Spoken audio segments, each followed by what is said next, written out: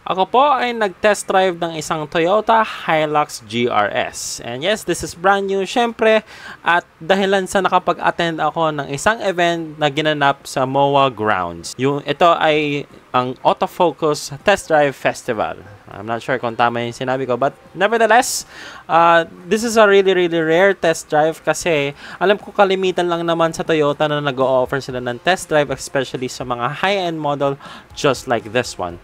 Kaya ngayon, sit back and please stay tuned kasi hindi lang Toyota Hilux ang dinarive ko dito sa event na to. Actually, nakapag-drive ako ng Nissans, Mitsubishi, Hyundai's, Honda, then isang Ford. So, stay tuned, sit back and relax. Hopefully, ma-enjoy nyo guys at may matutunan rin kayo. So, let's go! Whew! Ay, salamat. For a bit of a reference, gustong-gusto ko na talaga i-drive ang isang Toyota Hilux. At syempre, ngayon, as a first-time Hilux experience, yung GRS pa napadpad sa akin. So, wow. Isang ikot ako, sir. Okay lang, pasok ako doon, ha? Oo, sir. Ikot ka muna rito. Tapos tsaka ka pumasok na. Okay. Isang na lang. Exciting lang talaga. Pag GR interior, sir, ganito, pula na yung seat. Yeah. Napansin ka na. Ganda ng touch. Black and red kasi yung trim na ito. Tapos may marker tayo dito. Yan, para alam yung gitna yung steering wheel. And then, may halo. Ano to? Ang tawag dito? Yung leather tapos may gamusa ba yung texture? Halo siya. Zigzag talaga tayo dito. Siguro. Kailan nakapasok kayo dito, sir? Alin? Itong course na to? Hindi, yung mga nasamahan na rin ako dito. Binibirit pa nga, ginagano. Sorry, ang bagal ko po. Okay lang, sir. Kasha yan. Ginaano yan eh, para doon sa turning radius. Kinakabahan niya mga Sir, paalam ko lang medyo pipiga ako na ng onting-onting.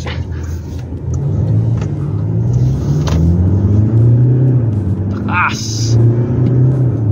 Nice. Brakes are good. Really good brakes. Hindi ka mabibitin dito. Nice. Yan, I'm on my own. Yan. So,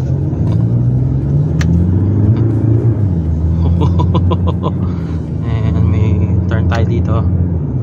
Yan. Okay.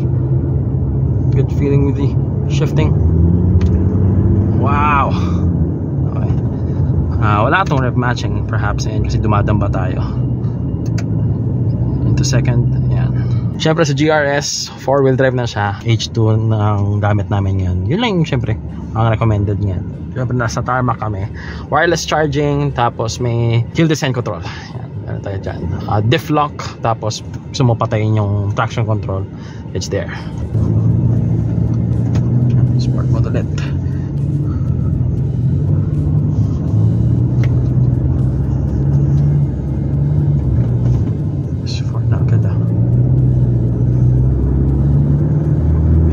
Torque meron.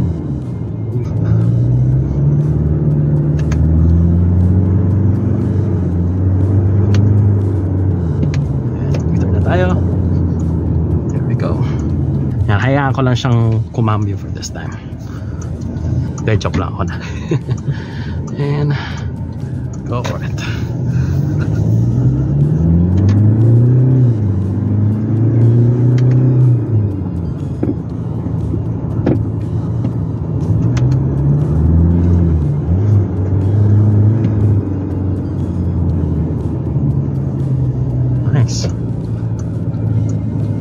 Ganda.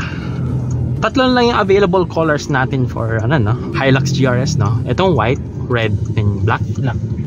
Buti nga na up nila yung game nila na dagdagan na natin ng power ng mga makina natin kasi naging known talaga ang Toyota na on the economic side.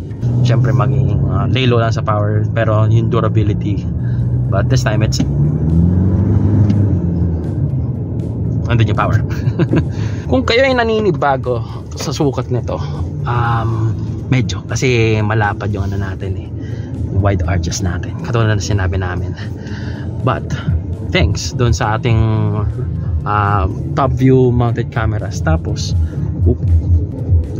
medyo OC tayo. First Kunin ko yung ano niyo, sir. Contact details. Sure. Sige. May record din ako. Sure. I think, Sige po, sir. Okay. okay na? Yan, okay din, sir. Okay. Okay, shut it off. Siyempre, 2 thumbs up dun sa Toyota Hilux GRS. Na-achieve ko na yung goal ko. Yes. And let's get on to the next week. Hey! Okay na, sir? Okay, sir. Okay. Sir, bago tayo lumabas, ano lang po, 10 kph lang po tayo. Okay. Ito naman ay isang Mitsubishi Triton Athlete. GLS po yung na-drive ko dun sa previous video na in-upload ko. But this one is an Athlete now. 204 PS. Sasabihin ko na lang dun sa test drive actually. Let's go. Okay. Ako na lang po magtuturo ng route natin. Sige pa. Lambot Salino ng 360 degree na. Available yung Montero. Pwede ako. Yun, ayos. EPS. Okay. Low end torque. Okay. Ramdam ko naman. Tapos dito dire-diretso lang. Diretso lang po. Okay. Pagdating natin ng stoplight, sir, nakaliwa tayo. Okay. Iba yung tunog nito kasi sa GLS. Pansin ko. Parang inline 5. 204 horsepower. 2-stage turbo. Okay. Ang difference nito kapag sa GLS. Mas malambot yung feedback nitong steering wheel nito kaysa hydraulic power steering. Kasi sinabi ko last time, silver trimmings dito. So, leather padded. Medyo dark grayish yung material din nito. Percent to park. Okay. Parking brake. 4-wheel drive system. Ayan. Dinemonstrate ni Hiroshi Masuoka.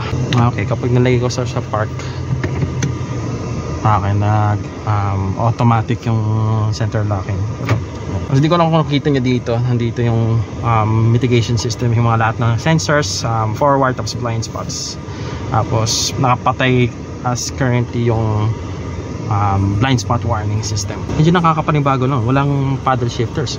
Natin into sport, left and the side. Tapos ang upshift pa abante, very smooth ang ating suspension. Gusto mo downshift, yan, medyo dumadamba siya, wala lang rev match.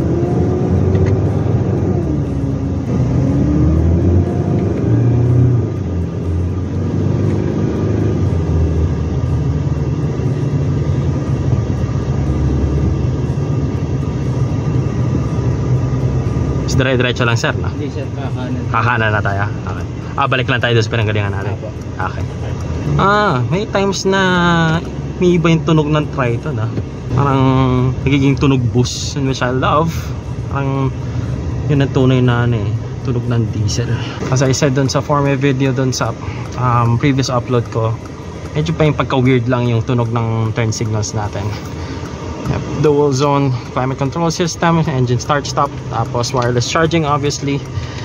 Piano black yung mga trims natin dito, halo siya, piano black, tapos silver trimmings, and may dito sa natin dito, infotainment system, touchscreen, tapos it's a good thing na may mga buttons na tayo dito. Last time kasi touch sensitive, napapansin ko, well, no offense, pero diba may mga tao nagigigil doon, so yan. Good thing may mga buttons na tayo here, I think. Yep. Yan, ganda ng tunog, tapos minsan ko lang siya naririnig Pag-drive na ako ng GLS before, ng Triton and Athlete. Yung pending dyan, sa Montero meron isa. Ironically, hindi pa ako nakapag-drive ng Strada, but hey, sino nagre-reklamo? Alright, sorry na natin sa sasakyan. May bandang unahan lang, sir, sa may tapat ng Okay, ang susunod naman ay mga Nissan vehicles. Isang Terra at isang Nissan Patrol. Thank you very much. Thank you. Thank you, sir. Sa ano po yan? Sa road. Okay. So, first time lang ako nakapag-drive ng Terra. So, same as Navara lang din naman yung platform na to, no? Pareho sila ng pang-ilan. Okay. Pati makina nga rin Parehas din Tama, ma'am, smooth.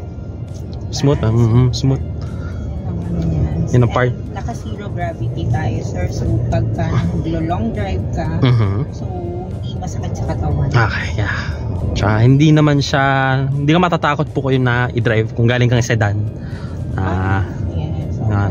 Komportable. Saka kompleto naman po yung ating safety features. Kahit malaki siya, sir, kung from sedan ka, nag-SUV ka. So, hindi naman na ilang araw mo lang yun, sir, i-adjust yung katawan mo sa height. Pero yung driving niya, very smooth po. Yes. So sa mga city goers lang naman dyan, okay na sa inyo yung 4x2. Pero kung gusto niyo bumundok, ayun, mag 4x4 kayo. Yan, simple as that. So, example ko lang na onti yung gas, yung pagka-power nito. Ayun, no? Yung nakikita niyo yung tachometer, parang ang bilis niya bumaksak. Yan, yun yung napansin namin from the years ng ginagamit ng engine nito ng Nissan. Ang hot na gasolina eh. Nice. Sinasabi nila kung wala namang problema, wag niyong palitan. And knowing Nissan, malamig ang aircon nito, syempre. Aside sa sinabi kong brand new pa to, magtatagal ang lamig na to. Yan talaga ang tatak ng Nissan eh. Tapos meron tayong blind spot monitoring systems sa mga side mirrors. But you can turn it off kung medyo naiilang kayo, kung alam niyo naman yung ginagawa niyo. There's the power. So U-turn din tayo dito. There you go. Nice overtaking power. Good brakes. Nga pala yung mga mugs natin blacked out na. So yan, sa mga sporty, gusto ng sporty aesthetic na look, yan, bonus yan sa inyo. Ayan, piga ko lang ng konti lang.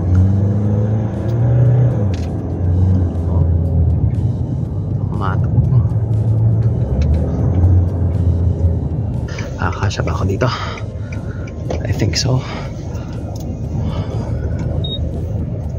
Yes. Kakalabog lang naman dito. Okay, nice. Ayan, na-demo yung 360. Natanong ko kasi kung kasya ako. Salamat ko sa pagbindot. One last push na lang. Sensya naman, ma'am. Yun na. Okay lang, sir. Para maramdam natin yung 190. Talagang maramdaman niya. Na-miss ko talaga yung Nissan Power. And for a treat sa inyo guys, magta-test drive ako ng Patrol Royal. So ito na yung pangatlong V8 na madadrive ko. Anong pinagagagawa ko sa buhay? Yung bang Patrol, sir, pwede ko ba iuwi? And since ito ay yan, kilala. Okay, so go, tara.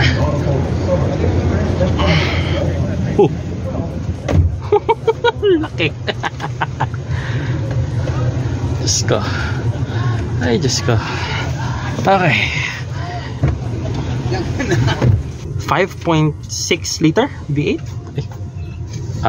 Paano yung handbrake na to, sir? Ayun siya sa ilalim, yung lip. Yung brake. Pupush ko lang ito, no? Yun. Okay.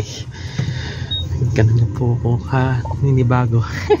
Pangatlong V8 na to sa buong buhay ko. My Lord, thank you. Tapos ito EPS, I think.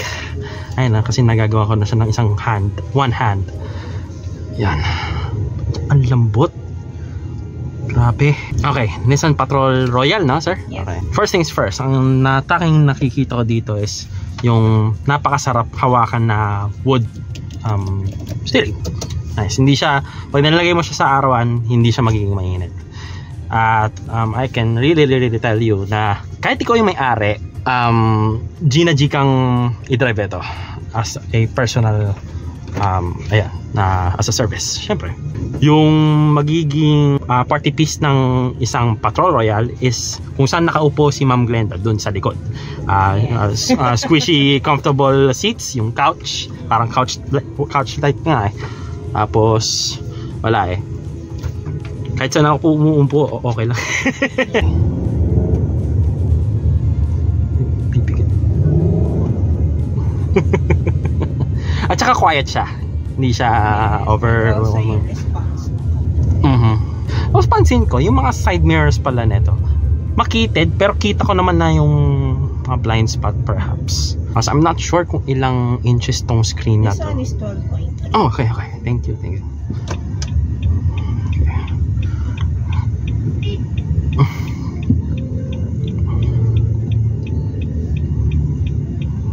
Okay. Ayun natin ang copyright. Meron tayong speedometer dito na digital speedometer. Okay. Tapos dito sa steering wheel, okay, 4-spoke steering wheel. Dito yung cruise control.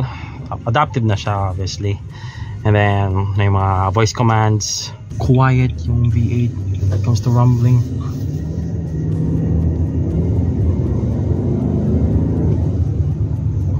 Grabe.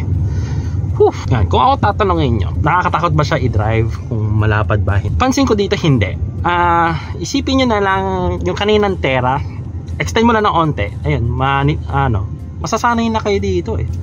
Hindi siya, well, hindi ko sinasabing wala, ayoko ng full size American na SUV. Ayan, yan yung blind spot. Nagsasabi sa akin may sasakyan dyan na alam niya na ang dali niyang mag-adjust yung calculations mo sa pagdadrive. Ano yung mga available colors na pala natin dito, ma'am, sa Patrol? Apa. Yeah, we only have 3 colors. White on black. Sabihin ng white, exterior, black ang interior. Black on black, and silver on tan. Okay. So, I think yun nakita natin kanina, yun nating kulay. But, yeah. Parang yun nandun sa loob, silver. Okay. Tama. May duman. It's like papuntang beige, no, ma'am? Okay. Yan. Nice. Paningin ko dito, ma'am, sa itim, parang PSG. Ma'am Glenda, alam kong hindi pa tayo nakakababa, pero maraming salamat, ha. Thank you very much. Yep. Sir, salamat din, ha. Okay. Push. Yun. Thank you. It's really awesome. Down a little bit. Thank you. Right, okay lang. There you go. Ang susunod naman na ita-test drive ko ay ang Ioniq 5 at Hyundai Santa Fe. So, ang Ioniq 5 will be the first EV vehicle mada-drive ko in my entire life. So, let's go. Beauty. Okay.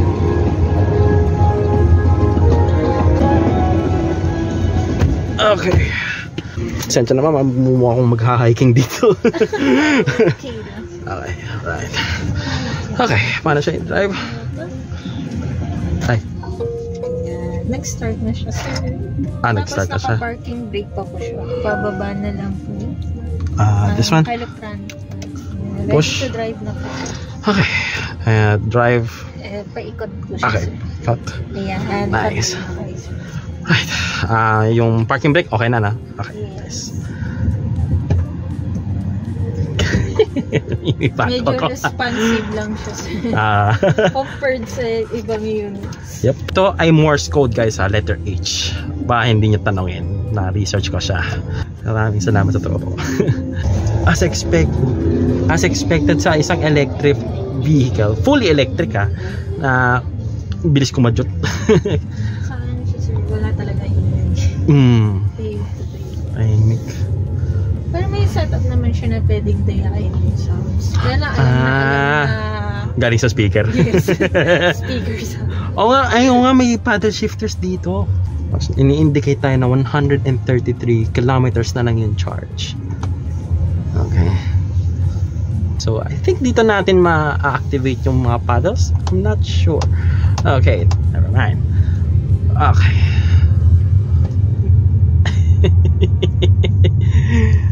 Okay.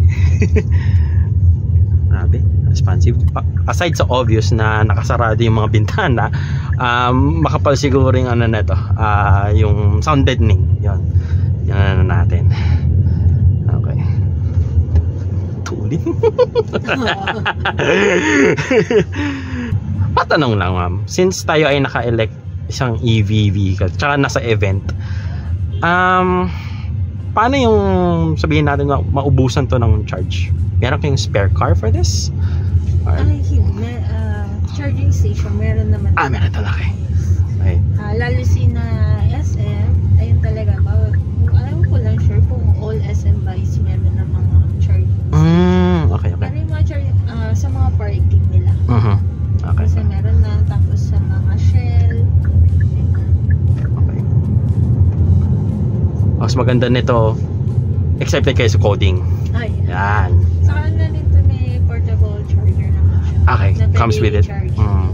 Siyempre, magagamit yan sa bahay most likely. Yan. Sa lahat ng Hyundai, maraming salamat sa pag-provide ng unit. Yan. Comfortable cruiser naman siya kung mabagal. Next mo mong buisit. Okay. Saya. Sorry, nahihilo ata kayo. Pinagaganyan ko din yung client. Ayan. Nice. Ano yung businin natin? Nice. Well sir, kunyari palobad na yung unit.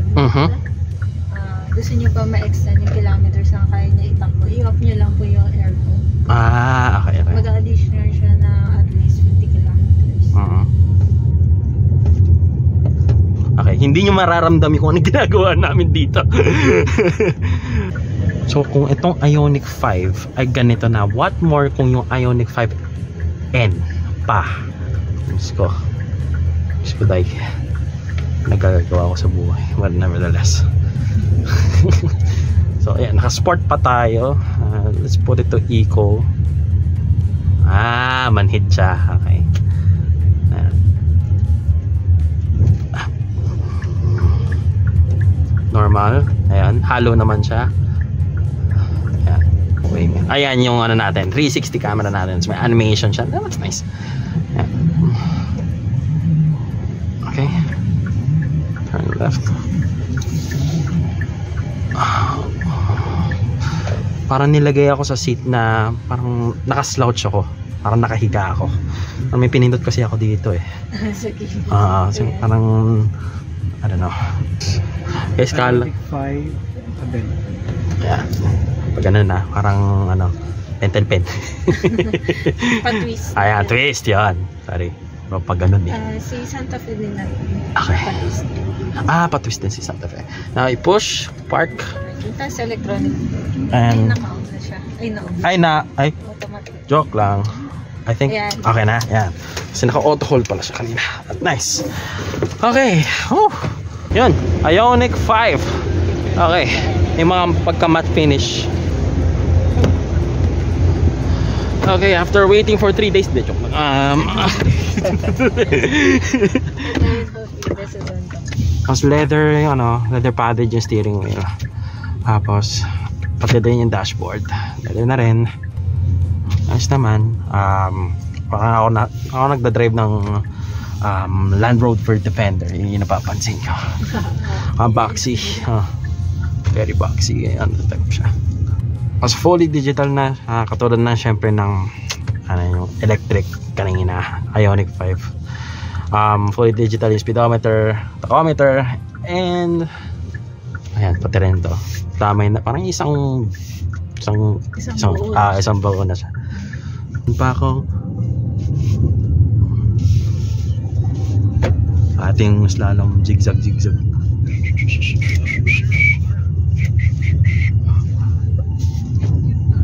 Hey, the suspension okay. U-turn.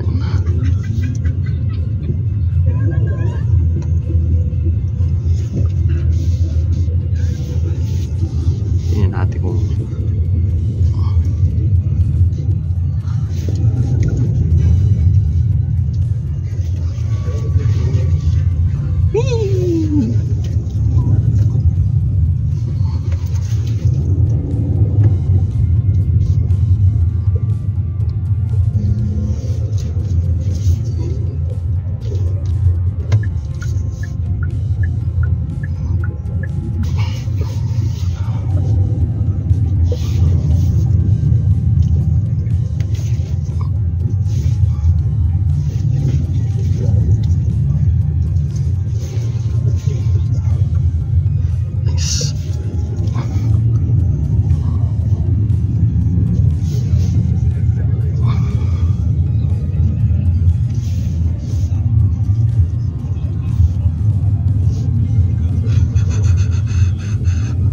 Isang ikot na lang din eh, no?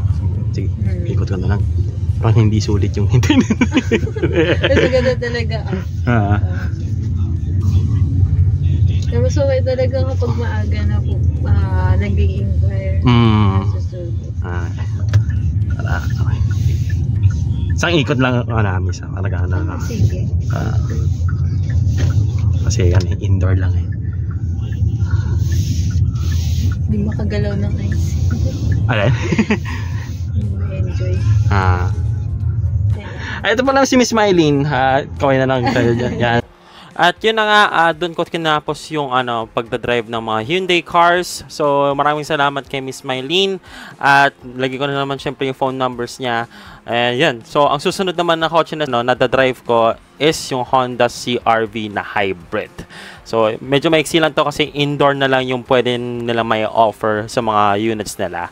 So let's go and for the test drive. Yan, hi.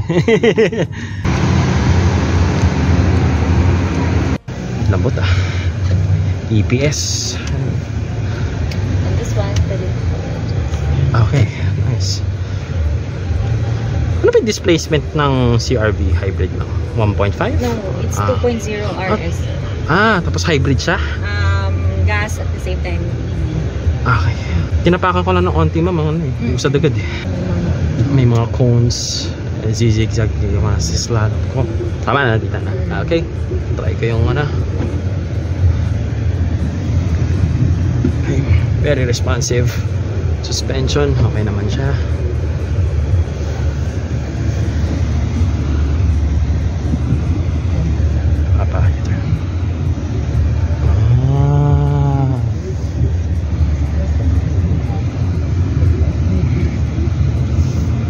Ganun din okay. Nice, tumumba na. Lasing. Wala naman dahan-dahan kasi I'm gonna have to show off. Okay. Ito, yung suspension na ito is okay naman siya. Tapos ba? Padun. Okay. Tapos yung turning radius natin. Okay, ayos. EPS. Pwede kayo diretso na ka. Dek. Scanan na ka? Okay.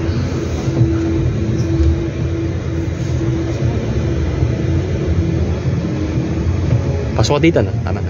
Yep. Okay. Tapos ganun na hindi sabay na natin.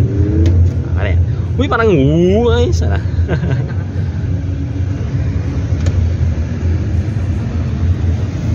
Thank you very much. Okay. Meron ba ditong active park assist tong Honda? Nagsasarili ng parking. Ayos yun. Yan yung sa sir. Hybrid, no? Ang ganda. Okay. Malabas talaga siya. Okay.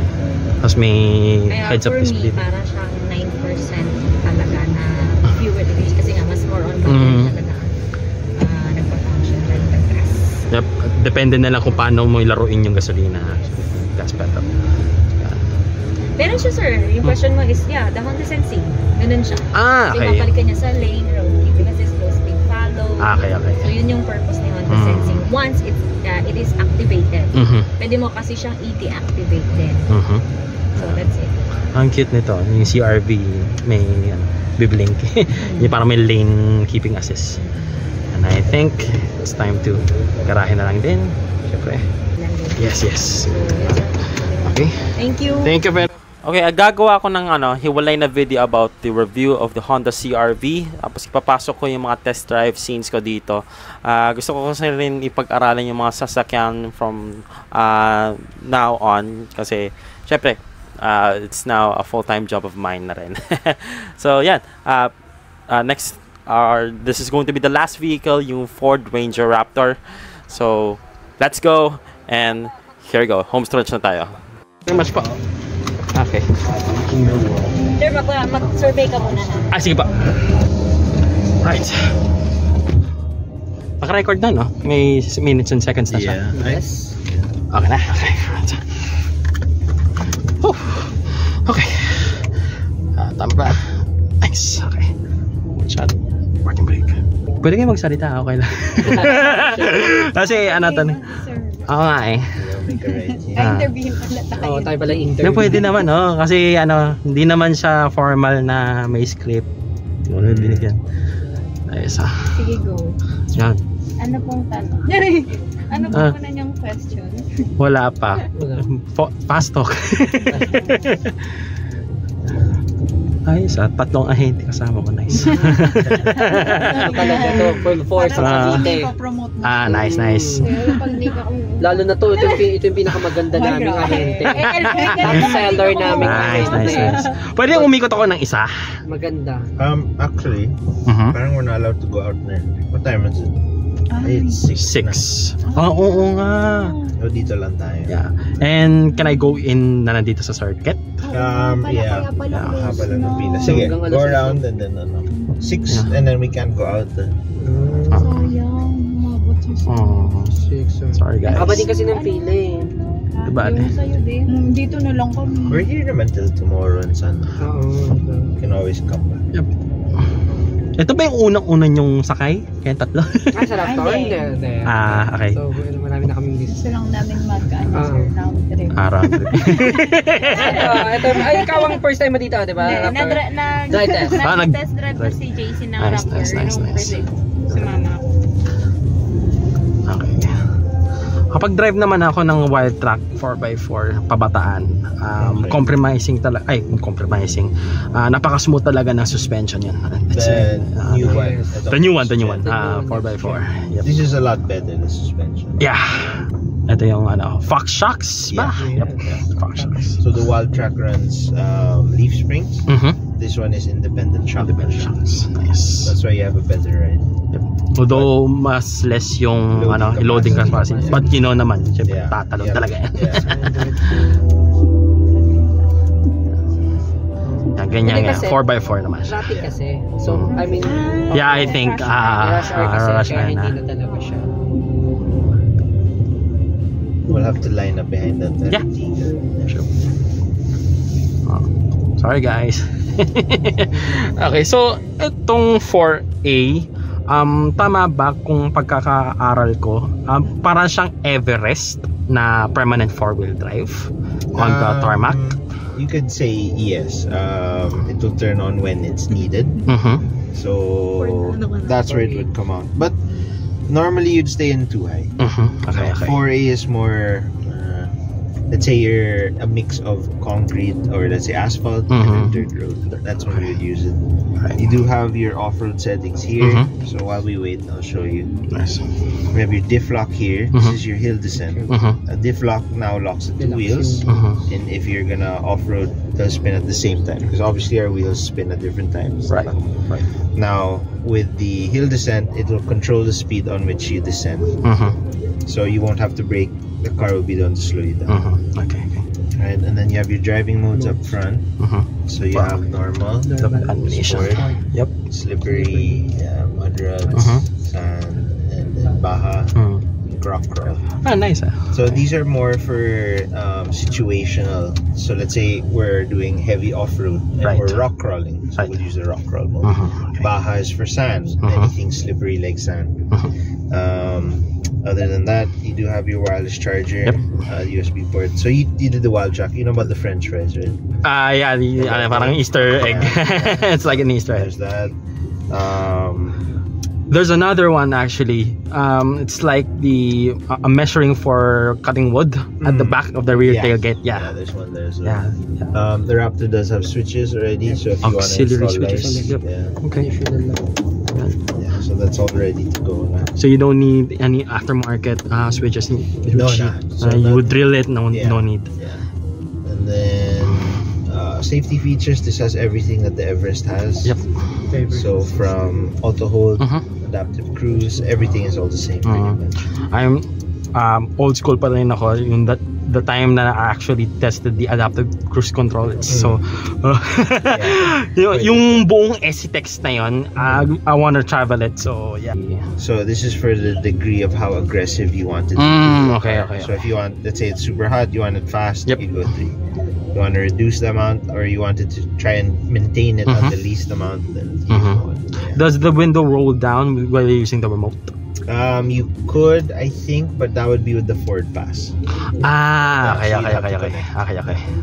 I'm not sure if the button alone will do it. The Wild Track does actually. This may do it then. Maybe. Yeah.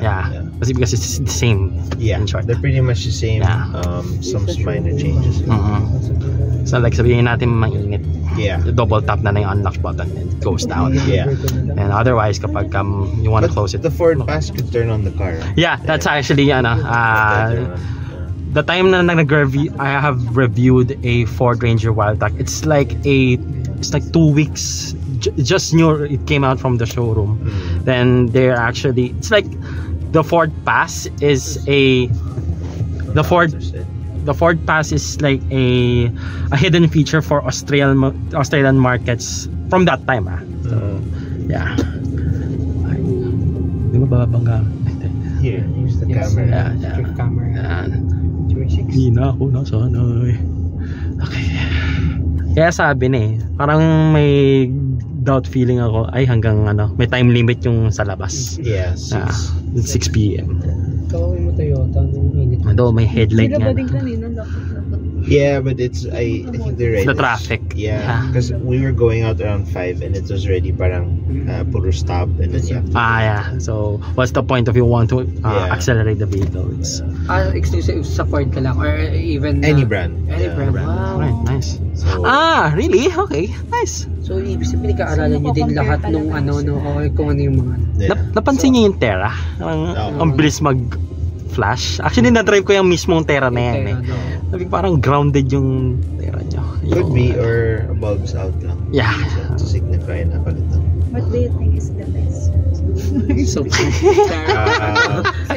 kasi nga you're not working from What platform?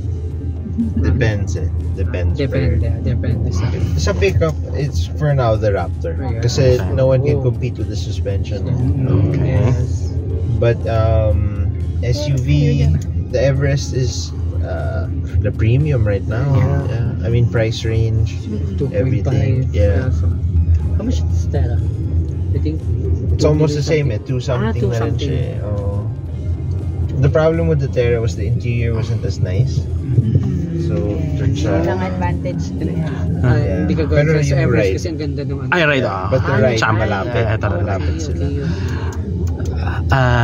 Nakita niyo yun? Kakalab. No. Sometimes it's for fueling or ano. Okay. So, those are employees. Okay. Pero yung laki ni Terra. Same kay Everest. Almost. Actually, ito yung original na. Yeah. Okay. But for me, let's say the Rangers now, the new ones, they have the best backseat. Because parang they gave it a little bit more room. So I'm mga 5'11", I can fit behind myself. So na comfortable and yung nakatabingi or something. Sorry, you were saying the third row? Third row. It's hard. I never really put myself. Actually, it's already. And stop. But it is a competitive market. Kailangan ganyan? Yes. Yes. Para ma-feel mo yung ano niya. Para karang... Kasi may dire-diretso ka lang dyan, sorry. Kasi dapat gusto niyo ako mag-drive. Ay, uuwi na ako, ma'am. Magtiwala kayo sa akin. Tsaka ito yung OG na yung wide body before yung Hilux in Triton. Ay, in Triton hindi pa ka na-rated. So nasa sa akin kung gusto kong accelerate. We'll go straight a bit and then we'll make a left after this. Okay. So try and keep it, I mean, we're not really on the racetrack. So left. Yeah. And then right. Okay. So it's more for you to feel the steering. Yep. We'll have the back section where you can kind of step on it, but you'll have to brake a bit quickly. Yep. And then straight. Straight here. Yeah. All the way to the end, and we'll make a long U-turn. Okay. Right.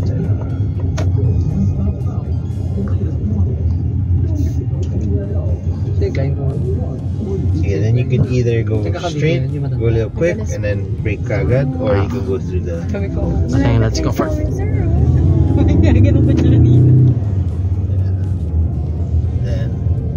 a bit and make a U-turn. Okay. You might be able to fit into the Yeah. car. Do it right. Okay. Mr. Vloggers, tingnan natin kung marunong. No. Sige. Keep going. Let's see. Sige pa. Okay. And back up. That's first. Sige, back up straight. Straight. Yeah, no, don't bother going the cones na lang. Mahassle. Okay, so pwede na ako rumekta Yeah. dito. Turn a bit to the left na lang. Yeah, there you go. Sige. Okay. Sige pa. Straight. Yep. Okay, there. Drive. Should make it. Go. Okay. Abot dyan. Tinamaan. Hindi tinumba. And just, can I accelerate? Yeah. 200 horsepower. There you go. And brake.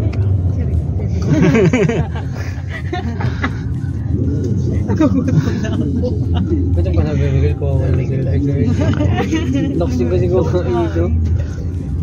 Alam mo, sama kayo ni Pamela. Ito pag kumakain. Mas marami pa ako sa kutsara. Just straight. Yeah. Just Oh, you can. Yeah, if you want to. Yeah, go ahead. Ako naman kasi tutulak, pero hindi ako malakas kumain. We'll have to stop on Kumbaga this parang, one. oo. And I think we're going straight. Yep.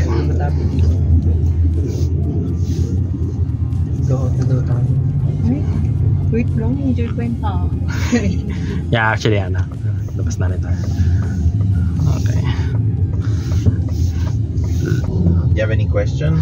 Not much. Yeah, I think natanong ko naman yung so, ito na ito. Question, win na natin. Yes, satisfied. Sige. Ito susi, kunin mo na. Can I try the reverse camera? Para, wala lang. No, sila. Reverse brake assistance. It's fine. Okay.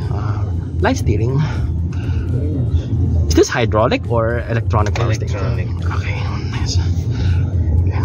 It's going to be heavy side, but it's fine. Okay. Alright. To park. Thank you very much, sir. Thank you. Nice to meet you, Ren. Okay. Thank you very much. Thank you. Thank you, sir. Thank you then, sir. Right. Yeah. Okay.